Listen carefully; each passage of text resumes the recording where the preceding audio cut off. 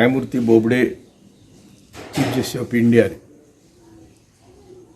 जाते समय जो एक डायरेक्शन देने की कोशिश करी और सभी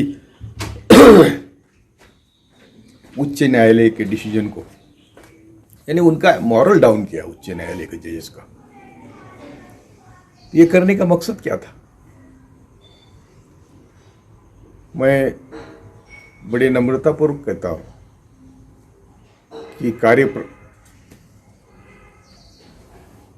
कार्यकारिणी हो, न्याय संस्था हो या जनप्रतिनिधि हो या जो भी देश में खाते पीते हैं लोग, परजीवी है, उनको ये याद रखना चाहिए कि हमारी सैलरी सिर्फ और सिर्फ श्रमिकों के पसीने से और खून से आती है। तो हमारा कर्तव्य क्या है? हमारा कर्तव्य माँ बाप की तरह, यानी माँ बाप के जैसा मन होता है वैसा मन ये जनता के लिए हमारा होना चाहिए। 7 साल के सुप्रीम कोर्ट के हम इतिहास देखेंगे, पहले भी बहुत अच्छा था ऐसा नहीं कहता मैं, लेकिन ये 7 साल में जज कहता है मोदी युग पुरुष है, महान है, कोई कहता है मनुस्मृति के तहत राज्य होना चाहिए, कोई कहता जजेस, जब तुम संविधानिक पद पर बैठते हुए शपथ लेते हो तो मैं सभी भारतीयों को बार बार कहता हूँ कि दुनिया के गरीब सिर्फ पूंजीवादियों से लड़ रहे हैं, फर्क देखिए, और भारत के गरीबों को पूंजीवादी और मनीवादी ये 2 शत्रु से लड़ना है। मनुवादी सभी की पोजीशन पर बैठे हुए हैं, जुडिशरी हो, ब्यूरोक्रेसी हो, आज तो जनप्रतिनिधि रहे नहीं, वो सब धन प्रतिनिधि है। तो आपने जब दिहाड़ी मजदूर पैदल चल रहे थे, करोड़ों लोग पैदल चल रहे थे, आपके सामने पिटीशन आया, आपको अटॉर्नी जनरल ने बोला कि नहीं कोई चल नहीं रहा। जब सब दुनिया देख रही थी लोग चल रहे, आपने भी कहा कि वो कोई चल नहीं रहा है, मान लिया उनका और सरकार के प्रोटेक्ट किया। 370 है, इलेक्टोरल बॉन्ड है, कई केसेस ऐसे हैं कि जिनमें डिसीजन देके आप आपका इतिहास कर सकते थे। आप क्या इंपोर्टेड मोटरसाइकिल पर बैठते हैं, आप क्या सरकार के हेलीकॉप्टर से कहीं जाते हैं, क्या बात है, सरकार से दोस्ती बढ़ाते हैं। और ये परसों का जो डिसीजन था आपका, ये किसका फायदा होने वाला था इसमें आपने ऐसा, सभी जजेस को मैं विनती करता हूँ, मैं बहुत छोटा आदमी हूँ लेकिन सभी जजेस को मैं मैजिस्ट्रेट टू सुप्रीम कोर्ट जजेस विनती करता हूँ कि आपके तरफ जनता का देखने का रवैया बहुत अलग है। आप उनके माता पिता हैं, लेकिन आपको शर्म नहीं आती कि आप ऐसा बिहेव करते हैं कि जैसे आप उनके दुश्मन हैं, और उन्हीं के खून पसीने पर आपके बच्चे, बाल बच्चे, आपकी सैलरी, आपका ऑफिस सब चलता है। तो आप कब समझेंगे कि हम किसकी सेवा कर रहे हैं और किसके पैसे से कर रहे हैं? सुप्रीम कोर्ट के बारे में बोलने को बहुत है। अरे तुम बजरंगी को बेल देते हैं, तुम कर्नल पुरोहित को बेल देते हैं, तुम प्रज्ञा ठाकुर को बेल देते हैं, तुम क्या कर रहे, क्या नहीं करते?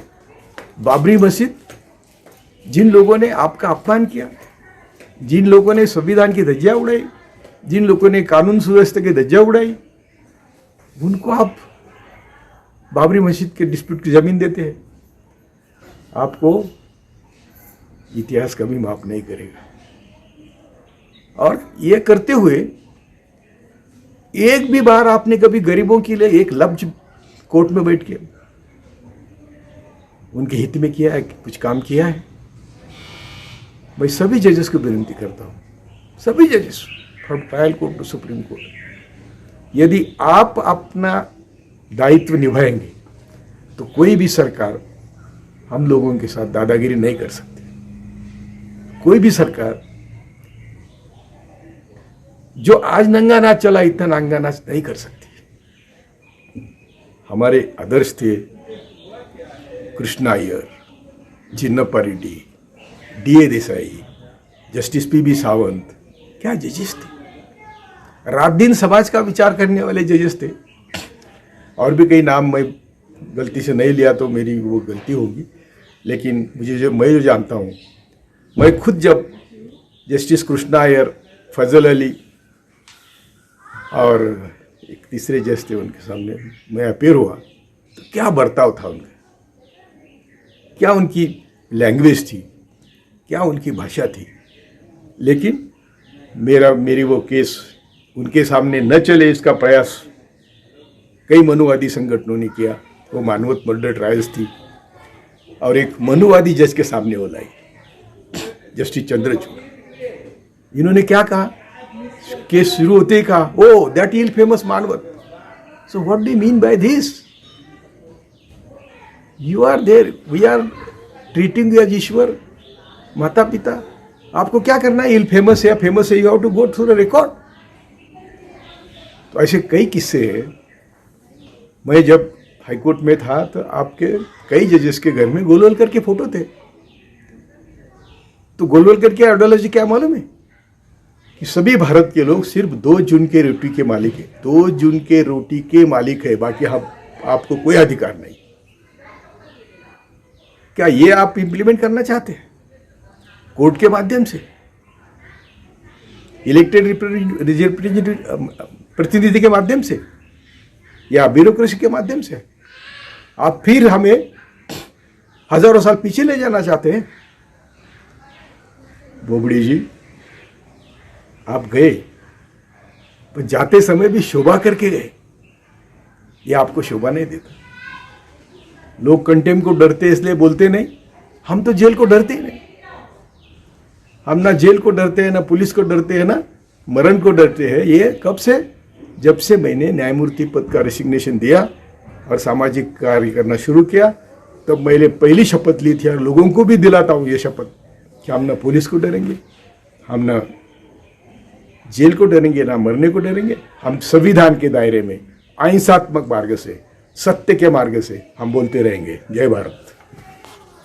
नेशनल दस्तक की आपसे गुजारिश है कि अगर इसको बचाना चाहते हैं तो नेशनल दस्तक को सब्सक्राइब करने के लिए रेड कलर के सब्सक्राइब बटन को दबाएं, फिर बेल आइकन की घंटी दबाएं। नेशनल दस्तक को बचाने के लिए बहुत जरूरी है कि हर खबर को शेयर करें, लाइक करें, कमेंट जरूर करें।